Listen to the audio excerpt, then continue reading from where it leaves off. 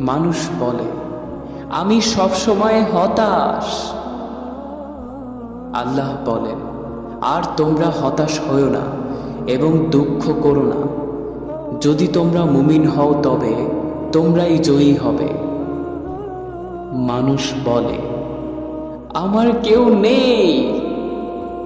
আল্লাহ বলেন, যে ব্যক্তি আমার উপর ভরসা করে তার জন্য আমিই যথেষ্ট, আমি তার কাজ পূর্ণ করব। আল্লাহর কাছে মানুষের এত এত হতাশার সুন্দর সুন্দর সমাধান ও নেয়ামত থাকার পরও মানুষ আল্লাহর কাছে শুকরিয়া আদায় করে না। হে আল্লাহ, আমাদের এই মুসলিম উম্মাহকে আপনার ঘোষিত নেয়ামত ও রহমত লাভে আপনার দেখানো পথে সমাধান তালাশ করার তৌফিক দান করুন।